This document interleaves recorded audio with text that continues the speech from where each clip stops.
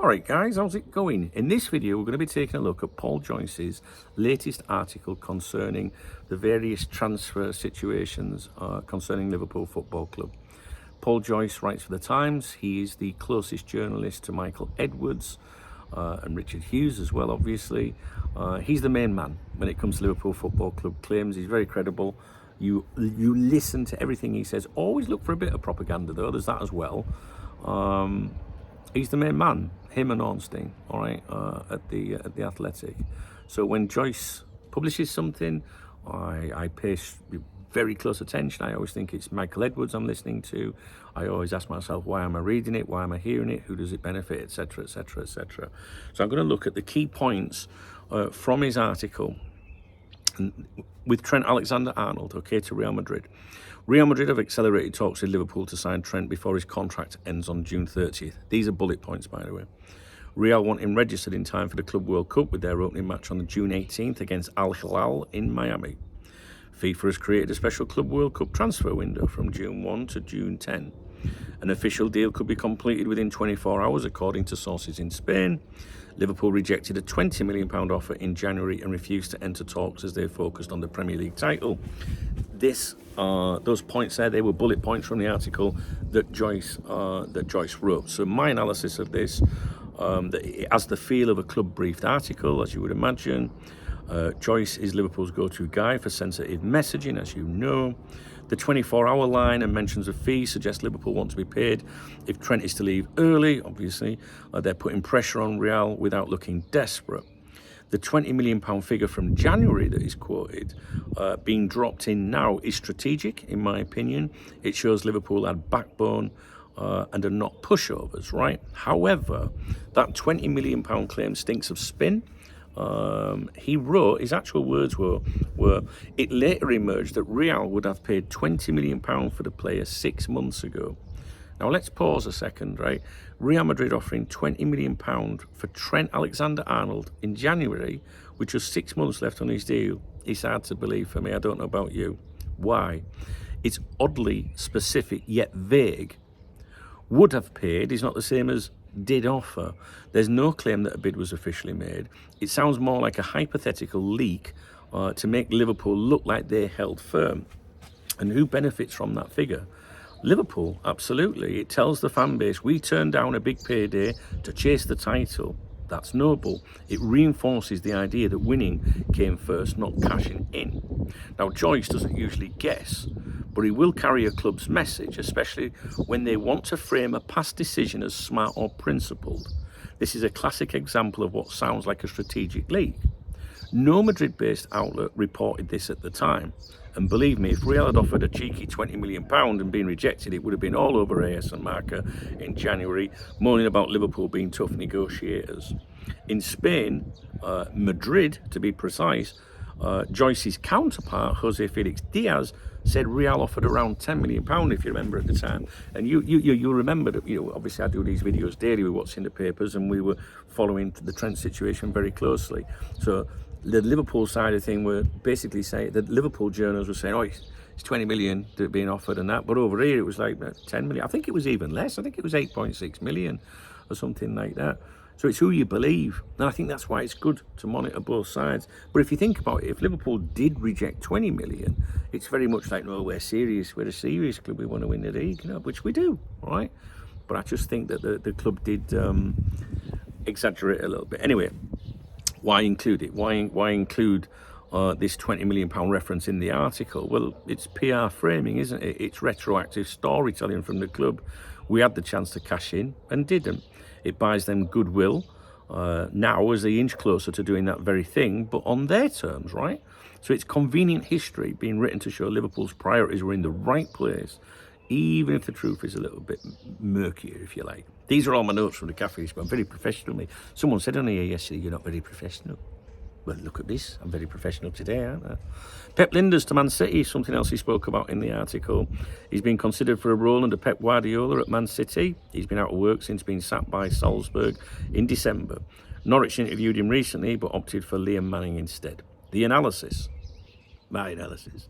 This is relevant to Liverpool fans because City are trying to absorb some of Klopp's DNA. It's a compliment. but may be seen as a small concern to some. Luis Diaz transfer talk. This is what Joyce had to say.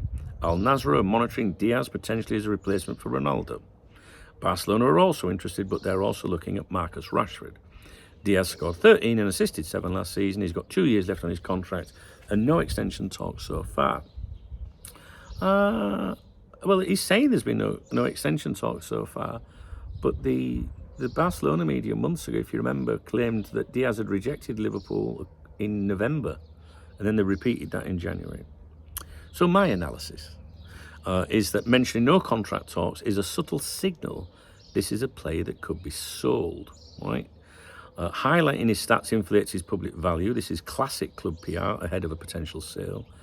And there's a note here that I made as well, that Rashford is not a primary target, Diaz is. The Barcelona media, for months and months and months, as you guys know that follow my stuff here, they've mentioned Rashford, but always as a secondary target. Luis Diaz is the primary target, right? That article makes it sound like, but they also want, who is it? Diaz is the main man that they want, mark my words. On Darwin Núñez, the Al Hilal interest, he says Al Hilal are also linked with Darwin Núñez. Joyce notes Darwin's situation, quote, is more uncertain than Diaz's, and that he ended the season on the periphery. My analysis, more uncertain, is polite code for up for sale. Joyce doesn't say things like this unless the club are okay with it being known. Darwin's days are numbered, but I think we all know that.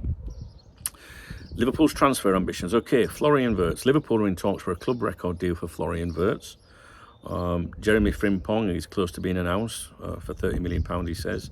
Interest also in Bournemouth left-back Milos Kerkez, who is valued at £45 million. And Liverpool will need to raise funds through player sales. That's the important bit, I think. My analysis is as follows. Naming multiple specific targets with fees is rare. Feels like the club are trying to reassure fans that this is a proactive rebuild.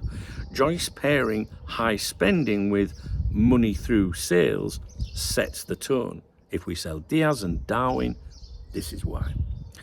Final thoughts. This isn't just news. This isn't just a news article that is put out there. This is a carefully crafted message from within the club. Joyce is being used to ease fans into the idea that big names might go, but that the club is ambitious and already moving fast. It's Liverpool showing that they're in control and that under Slot a rebuild is now happening. And all I'm going to say on this, right, is the fans are very positive at the moment. Oh, we're looking serious for once, you know, like we're getting in early, we're doing this, Frimpong, Kerkez, fuck me, maybe Wirtz, right? So the fans are buzzing, everyone's buzzing. But remember, usually when FSG spend big, they sell someone, right? So the thing is, in my mind, for many months, as you know, I've always thought Núñez and Diaz were going to be the chunk of, like, maybe funding something like Wirtz, you know what I mean? Like a big name signing, marquee signing or something like that. Then we expect some other players, you know, to be going. But all this positive stuff is great, and I love it. And I'm not here to piss on your parade, but I won't celebrate anything until the transfer window closes to see who they're sold, right? That's just a bit of caution. But yeah, I'm not trying to suggest anything untoward or anything. Let's hope not. Let's hope it goes well. I'll leave it at that. All right. So I hope you enjoyed my professional analysis. No, I go to a cafe in the morning. You know, I spend a lot of time on this stuff, guys. I do, honestly. And I try to pick out the bits that I think, you know, I want you to consider. You know, it's only my views. I'm not, you know what I mean? Not important at all. My views are no more important than yours. But together, collectively, I think we do well at piecing a lot of this shit together. We're the best IT cares in the business, aren't we? Without a doubt. Anyway, I'm going to leave it with you. I'll touch base with you later. I do have more videos to do. There will be no live stream today because I'm going out for a few sherbets this afternoon. Hope you're okay. Hope you have a fantastic, as Brendan Rodgers would say, weekend. Please thumbs up the video if you appreciated my analysis. And leave me a comment. I would love to know your comments, especially from any of this. And if you want to buy me a beer, I'm not having a beer, I'm having vodka today. I'm trying to lose weight, there's no carbs, no sugar in vodka. just means I get more pissed. There's a love heart under the video. You can always buy me a beer or a coffee. If you're a Muslim, you can't get out of it. No, you can get me a coffee tomorrow when I'm fucking hanging. All right, guys, be good. God loves a trier. Take care, and I'll speak to you real soon. Don't forget, I always give a shout out to you guys that do support me on my morning briefings on my other YouTube channel, Duncan Oldham, which the link is in the video description. It'll pop up on the screen in a minute. I do a lot of cop talk stuff over there as well in the morning. All right, guys, take it easy.